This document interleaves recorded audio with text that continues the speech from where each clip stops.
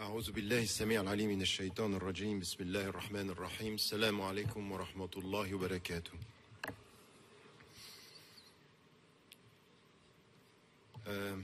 Let me first thank you, Dalia, for the last words. I think that are important for all of us. In fact, you said two things that I will keep, as I have been repeating over the last 2 days: wisdom and courage. But you added two words that are in fact part of al-hikmah, which has to do with being able to forgive and never lose hope. She asked you not to clap and to say Allahu Akbar. I will ask you not to clap and to say Allahu Akbar in your heart and to remain silent even at the end of the talk. No word. We are not talking about something which is easy. It's between us and Allah, and every time you feel that there is something that you like, it's just repeat in your heart, Allahumma ansur al-madhlumin. Allahumma astajib du'a al-madhlumin. Oh God, respond to the call of the people who are unjustly treated. That's it, in silence. And then you leave this room, because it's the break afterward, silently, and you think about all that. Being a silent commitment, because silence speaks. What I want to start with, and once again, I felt during these 3 days, you know, before coming here, I was in Chicago, in another convention, with brothers and sisters who are very active and working at the grassroots, and I told them there, don't forget spirituality. Don't forget to be at peace with yourself and with Allah. Don't forget that everything that we are talking about has to do with educating ourselves, knowing what it means to pray during the night, knowing what it means to be with Allah, knowing what it means purifying our hearts. It's important, a balance. Coming here, I want to say, and to complete the picture, you have been hearing so many spiritual talks, and this is essential. But please, as much as you follow the Prophet ﷺ during the night, you have to understand his teachings during the day. He was standing up, he was resisting injustice, and he came to change the world for the better. Balancing is what it means to be a Muslim. So if I have been insisting during my talk about social commitment, political stance, it's because I'm just balancing. So get the whole picture. Now, last year, here, I was speaking about what was happening in the Middle East and what was called the Arab Spring. And I was presenting the book that I wrote 1.5 years ago. And many of the people here were surprised because I was not sharing the optimism. I was saying I am cautiously optimistic because I took time to study what happened before and what was not known and not known enough by the people. Unfortunately, many of the things that I was saying about what we knew before and what could happen, happened. I was criticized by many in the Muslim majority countries and in the West. Many people were saying, oh, you are all full of conspiracy. And I said, look, conspiracy, it's a reality, even though we don't have to be completely mad about conspiracy. We have to be understanding what is happening. And many of the Muslims in Muslim majority countries were saying, you don't trust the people. I say we have to be cautious. We need to get it right. It's complex. And we are all making mistakes. I have made mistakes many times in my evaluation, assessment of the situations. Personally, collectively, it happens. But at the same time, we have a responsibility to check the facts and to get it right and to learn from history, because we are not reading and studying history. Many things that are happening happened before. So strategies are repeated. Now, in what I was saying in the book, I did two things. First, to analyze the facts before, and then to analyze the challenges ahead. And the challenges ahead were very important because, in fact, missing the challenges meant to face problems within the society, and I will come to this in the second part, as our responsibility. I don't buy, and I want to start with this, I don't buy this perception that all is coming from the West, so they are playing with us, and as you said, we have to be self-critical. We, as Muslims, in the States, you made many mistakes yourself.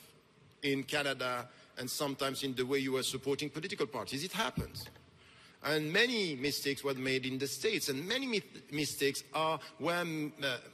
we were experiencing them in Europe and still now. So we have to, that's the reality, we have to improve, but then we have to assess, as much as we need spiritual muraqabah,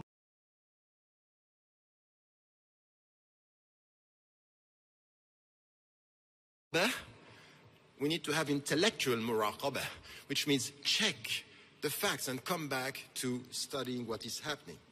So, when I was studying what was happening before, I was saying there is something that you need to get now right. In 2003, and I will start with the whole picture and come to our responsibility in the second part quickly. In 2003, George W. Bush said, we are going to democratize the Middle East. And the whole story started with Iraq.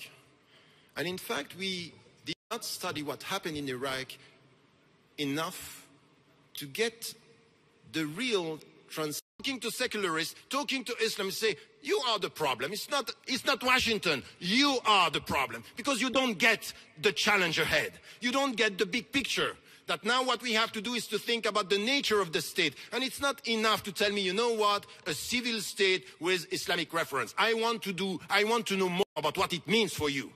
And this is what I said to Islamists. الدولة المدنية ذات مرجعية إسلامية. Come and tell me what it means. And when we had a discussion with some of the scholars in our center, I was disappointed because there is no real, deep, clear vision. These are words to please, not meaning to implement. Vision is lacking. And this is what I wrote at that time. But there are other challenges. The first has to do with, after the nature of the state, is corruption. Corruption is one of the main challenges that we have to face in the Muslim majority countries. The third thing, it has to do with the educational policy. Education, if we want a free society, we need to deal with education. We need to deal with social justice, the economic system, and we need to deal with culture. One of the main crises in the Arab world has to do with culture. We don't value the language, we don't value arts, we don't value creativity. This has to do with democracy. You can assess the level of a democratic society with the level of cultural production. Not the movies coming from Egypt no, okay, don't get me wrong. I'm talking about culture and arts. Now, having said that, we can see that there is a problem. And from the very beginning, and many people were very critical when I came to some of the trends in Tunisia, or in Yemen, or in Africa, or with the Muslim Brotherhood in Egypt, and I'm saying, you are making mistakes. This is not the right way. You are so obsessed with power because you were in the opposition for 60 years that now you are focused on power. And my position was, don't go for it. Don't go for the election. This is a trap. You are going to be trapped in something which is not serve the people. Be the counter power. Let it be that you are here to serve, not to take over. You don't understand. You are a Swiss citizen. Stay there. I got that. I got that. Staying in, you know, sometimes they have this perception at the periphery that you don't understand nothing about the center. Which I think, and by the way, I said the same to Hamas years before. It's a trap. You are going to have authority without power. It's a trap. They want you to win in order to end with you.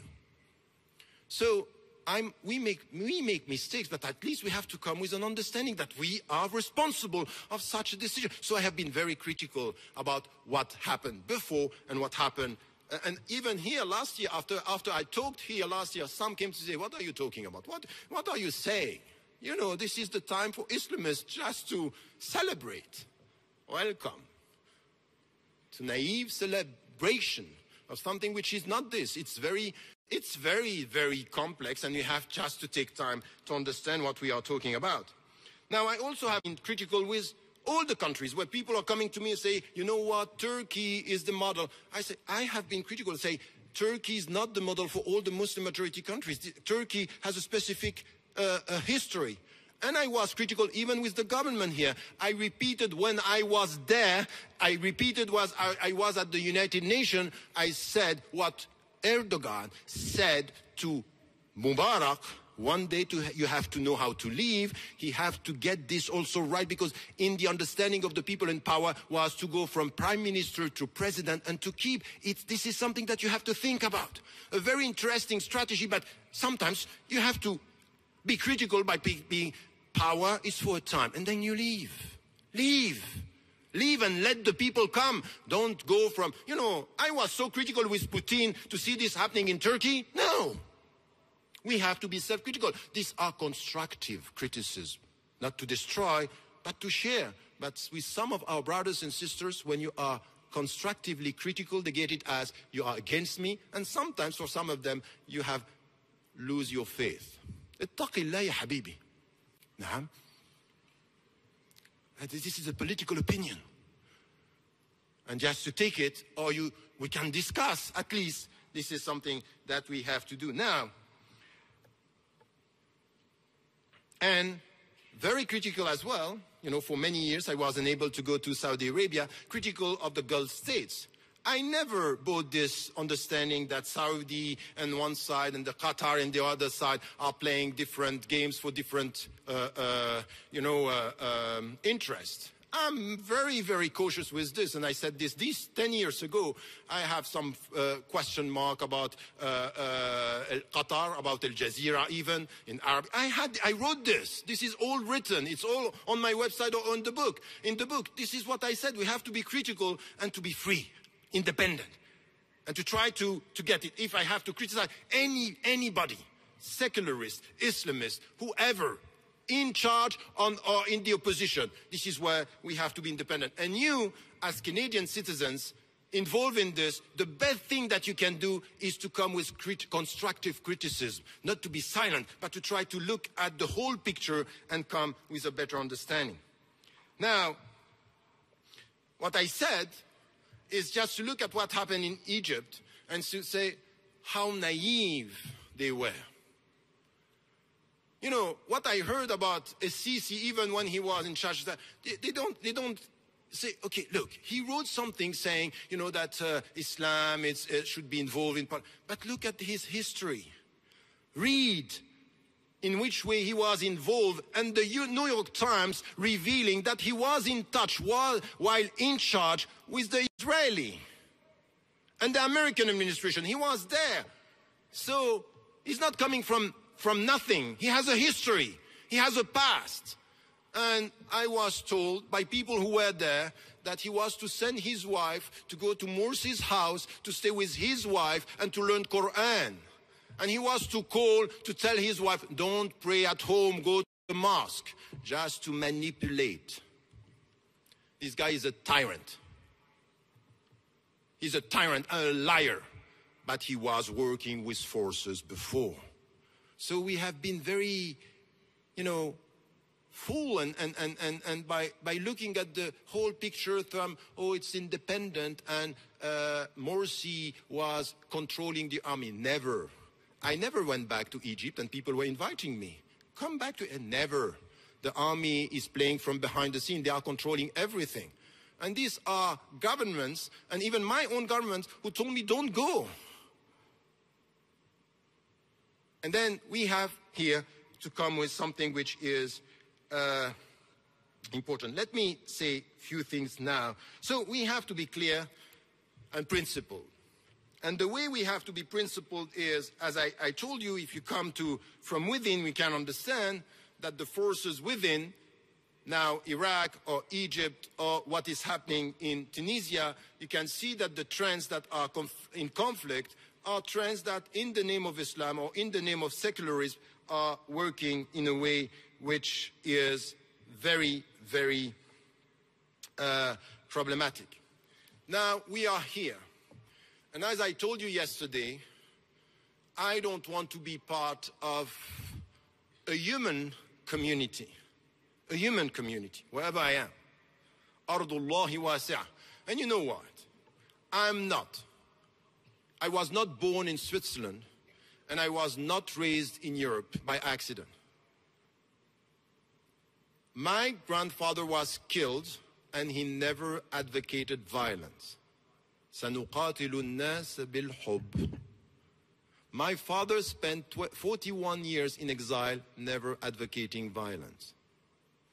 But the only thing that I will do to respect my faith, to be with Allah and to respect their legacy is never to be silent when I am facing injustice. So where we have to stand is to be principled and to be clear. Now, it's clear. And we can put some principles. A tyrant should leave. The life of civilians and innocent people demonstrating cannot be with no value and has to be respected. Non-violence and non-violent demonstration cannot be rejected or cannot be received with people and army killing. So anything which has to do with this, and let me tell you something. From an Muslim viewpoint, when you are dealing with ulama and we are dealing with fiqh issues, we accept something as long as you are within the halal wal haram, la tuharrim halal wa la tuhallil haram. As long as you are within, we accept the diversity of opinion. In politics, that's fine. We can have disagreement. But you don't come with a political opinion which is against humanity, dignity, and justice. I'm not going to accept that. Don't tell me, in the name of Islam, I'm going to support the tyrant. In the name of Islam, I'm going to support oppression. No, there are limits to political opinions. I'm going to fight against you if you tell me this. And I will tell you what I heard from the Prophet ﷺ. I repeated this yesterday. Insur akhak, zaliman aw madluma. So if you are now supporting a tyrant, you are zalim. So I'm going to stand up and to tell you no. And this is my ukhuwa, my brotherhood towards you. This is what I have to do. So when it comes to this, we have to speak out sometimes, and we have to be clear about what we have to say. Now, killing the civilians, as I said, staying in power, or supporting, for example, and being silent about the Israeli oppression. I'm sorry if now, because I came in some convention and I was told, don't speak about Israel. Forget it, don't invite me. That's not going to happen, never. That the people are treated the way they are treated in the occupied territory when the word is silent, that's never to happen. And us, as Muslims, as human beings in this society, we have to stand up, not only for Palestinians, for Tibetans, for Africans, for South Africans, for everybody. We stand up. This is our dignity. We are not going, and don't think that we are going to be bought, because we are not to be sold. That's what we got from the Prophet ﷺ. Having said, no, say it in your heart. Now, let me tell you something. It's very worrying, because if you see what happened, when you deal with people, we know that we are not going to be wrong altogether, that they are going to be, I can take maybe 7 minutes that I will take from Dalia. She left me 7 minutes. Thank you. That's a generous gift. I will try to use it my best. What I wanted to say is, it's worrying because we know that we are respecting people, but we know the power, what you said about the media. The propaganda in Egypt was so powerful that at the end you ask yourself, how are you going to trust the people when you can come and say things that were, so many people, and that's true. All the figures, 35 million people in the streets, we know that they were lies. They were lies, and we know that all the images were given by the army. Google said we didn't give. So it's coming, the army gave the image and say 35 million, 18 million people signing the petition. I want to see that. Liars. So it never happened, and not at that level. But we have to acknowledge the fact that the propaganda was powerful, and many people today, they think that the Muslim Brothers are terrorists or are acting against the interest of the country. That's true. So we have to be critical, and I'm not saying that we don't have to be critical. I said it before. Mistakes were made, and these are things that we have to say. And I said it even before. When I met myself, he came to Oxford to give a lecture invited by students. I wrote this in the book. See and read the book. I said that I asked him 6 questions. I was disappointed by the answer. And the whole thing was not clear for me. So having said that now, we come to what is happening in Egypt and in other countries. And this is where we have to be, in fact, involved in the discussion. And a few things who were also important. I think that we have to respect our scholars, and I will be the first to respect the scholars. But you know that the way you deal with your scholars, we have a problem of authority, by the way. We lack charismatic leaders. And for us, charismatic leader, whatever you say, MashaAllah, tashiri. No, that's not the way. If it comes to religion and you give me your opinion, first, you are my sheikh as long as you give me the evidence of what you are saying. When it comes to politics, I may disagree. And I said this, Sheikh al-Qardawi, from whom I took so much, but I was critical on many things. My position on the Western identity was critical. My position of al-Mujtama'at al-Ukhra was saying, I am not in Mujtama'at al-Ukhra, I am at home. So our discussion, al-Hawiyya wa thaqafa, we didn't agree. I was not with him in the way he was dealing with the civilian in Israel. I thought, and I said, I don't agree with this. Resisting the army, yes. Killing innocent people, no. This is not the way. So we are critical with the scholars. I was critical with him when he was talking about the Shia in the way asking the people to pray against the Shia. I say no. But I am not going to have a black and white position. Everything he gave, I take, which is good. And he gave a lot. But for some today to use this to put him in the dark side of history, that's not acceptable. But we have to be critical. This is the way we are. But we should be also critical with other scholars, all the scholars. Sheikh al-Bouti, for example, in Syria, I have been clear. Lots of things that he wrote were great, great. But the way he supported Bashar al-Assad and his father, I said, that's not right. You can't do that. Bashar al-Assad and his father were tyrants. They were killing people, and these people should leave. I'm not naive about the opposition, but principles are principles. A tyrant should leave, period. That's the way we are. That's the way we have to be, and this is what we have to say. Now, we have also to be critical. If we are not critical with religious authority, we are not going to help, you know, the quality of the leadership, the quality of the scholars is measured on the quality of the followers. So now we come here. Silence. Don't talk about these things.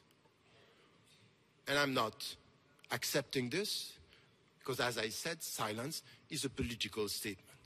And then you come to some of the... I was the student of Sheikh Ali Goma. And Sheikh Ali Goma is a great scholar when it comes to Islamic sources. Sheikh Ali Goma taking a stand, talking about the people in the streets, awbash, riff-raff, trash, rubbish. You, my sheikh, you can say this about people? I'm sorry. I'm sorry. In the name of Islam, I'm standing up and telling you, you are wrong. Your words are not acceptable. And what you said in front of a Sisi sitting in front of you is unacceptable. And I am not going to accept that. Because you are... No. Think about it, because you have to make dua for the people. Because he gave a silent, a clear fatwa to kill. Idrab bil malyan. What it means? Fire the crowd. Fire the crowd. You can say this, and you can say to the people, if you support the constitution, God is with you. Allah is there. That's not acceptable. And anyone who is coming here to tell me, you, Tariq, how can you talk like this about scholars? Not only I'm going to talk like this about scholars, but in the name of Islam and for the future of the Islamic communities around the world, I will keep on talking like this with wisdom, but I'm not going to let it go because it's not acceptable. And if you listen to some of, there is a lot of ego here on that side. People telling you, be modest and be humble, but we have lots of ego. Scholars have a great jihad with ego. I can tell you this. The great jihad of scholars is ego. Looking at you, following. I see some of you, please, use your critical mind. A sheikh is a sheikh. Ahlan wa sahlan, I respect you. But if you say things that are wrong, in the name of Allah, in the name of my religion, I'm going to stand up and say, it's not going to happen. I'm not followers of injustice. Even if my father or my mother are imposing, I say no. My father and my mother, what about you? Because between me and paradise is my father and my mother. Between me and Allah and dua al-madhroom, I'm not going to support what you are saying. So to say things like this, I was his student, but I'm sorry, I'm not going to accept that.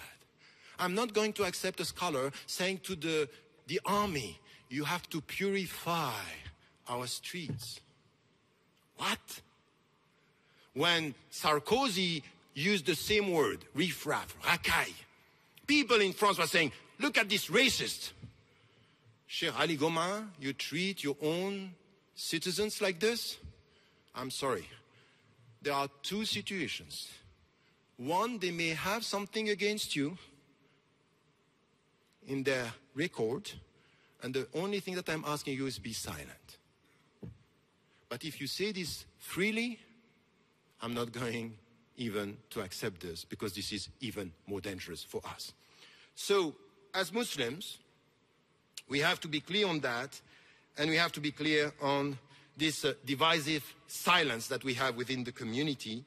And it's in the name of our religion that with our leadership, we have a problem. One of our main crises is about authority and who is speaking. So some of our scholars are saying, you know what? I don't talk about politics. That's fine. If you don't talk about politics and you want to be silent because you are a scholar, that's fine. But what I got from the Islamic tradition is the scholars very, very often were counter power. They were acting against power.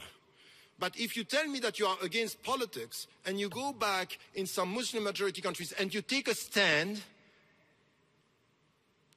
don't lie at me. Don't come to me and say I don't take a stand and then you go to support dictators or governments. At least be clear on your position. And if you don't like a scholar, a balance. And that what I said with Sheikh Ali Goma, lots of things that I learned from him. A great mind. But on political issues now, I cannot accept. As many scholars, by the way, but this is where we have to stand as Muslims. My conclusion now, very quickly, and then let me tell you something. Just to listen to a sheikh telling us that to support the constitution is to be with Allah. When you say that this constitution is giving complete rights to the army, to take civilians, to put them in jail, to torture them, to do whatever they want with the people, and to say that Allah is going to be with me, which kind of religious leadership we have now? What is this? What is happening? So we, at least in free countries, in Canada or in the States, at least come with a critical mind by saying, no, that's not going to happen like that. And as we are not under the propaganda of the Egyptian or all this media there, at least we take a stand. But as I am telling you, I'm not, you can see this, I'm not black and white. Principles are clear, and then we are critical with all the parties. And I even wrote an article saying that we have to go beyond political Islam, beyond Islamism, by saying it's a problem, what we have now in as the way we are dealing with this. Let me say 3 things before leaving. And I really want you to just to keep what I said in mind. And when you leave this room, just pray for your brothers and sisters who are treated unjustly. And by the way, when I came here, and I have, for example, Khalid al-Qazzaz, who is treated in a way which is not acceptable. You have people signing petition and saying to the country, it's not acceptable. This is a guy who is innocent, and we have to do something about it. And to say we are not going to talk about it, I cannot accept that. You have to support your fellow brothers, citizens, and be clear about that. Exactly the same that I have not a problem to say Rabaa were peaceful people and they were killed. I'm going to support that. I don't have a problem to say that for Syria, I'm going to be here. Because I'm not have... Subhanak. Subhanak. Master your emotion. امسك عليك لسانك وادعو في قلبك. I'm not also, I came here and some of our brothers coming from Quebec are saying there are things that are happening in Quebec also with your sisters who are treated in a way which is importing problems from France in this country. This is Canada. This is Quebec. You have to be involved with them when it comes to they cannot work because they cannot even be with their headscarf. So this is all about justice. This is all about standing for our rights in Quebec, in your country. So it's here that you have to struggle and to strive, and this is there. So this is the whole dimension that we need to support. Quickly, I know that very often, not very often, but sometimes it happens that some people, after I talk and I leave, they come after me and say, you know what, Tariq Ramadan was wrong. That's fine. I know the business. I might be wrong. I make many mistakes, of course. But as long as they don't come with evidences and they don't come with arguments, get and keep your critical mind. Because someone who is coming with his religious authority saying it's wrong, I'm telling you the truth because I have a religious authority. Political understanding has nothing to do with religious authority. Nothing. The companion who went to the Prophet asking, is this a revelation? Is somewhat but if this is your opinion, I'm going to give you my opinion. This was in Ghazwat Badr. So we need to come with this, which is your critical thinking. And anyone who is telling you, I don't take a political stand, check. Internet is not to just go on YouTube. It's to check, to read articles. If you understand me right, about what some are saying here. And the 2 points very quickly. It's, please, I know that some of you, and even if you can see here, they don't want to be involved in politics, but please, at least, as citizens, you have freedom, and you can't just say, I don't do politics, and you are not on the side of the oppressed. A Muslim, by definition, is always on the side of the oppressed. Always. So, be involved in this. At least be informed. Inform the people around you.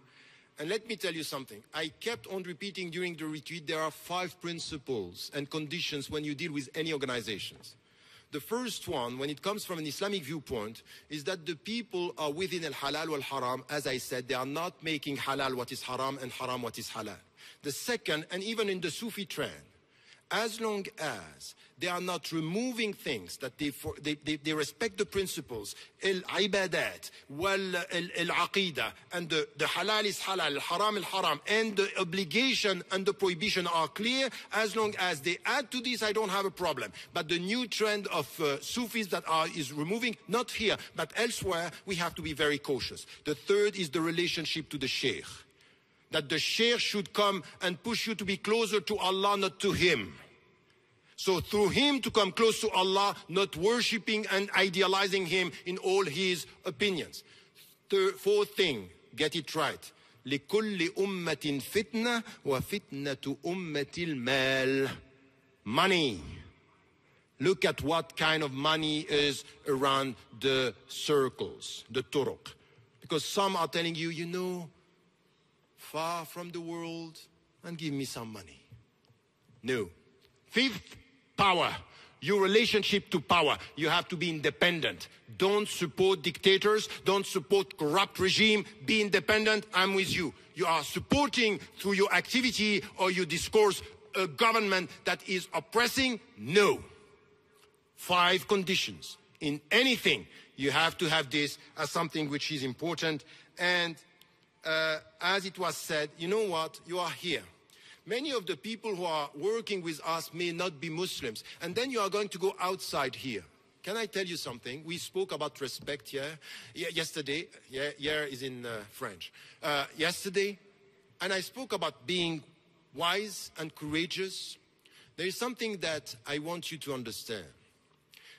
Wisdom, it's important. Courage, it's important as well.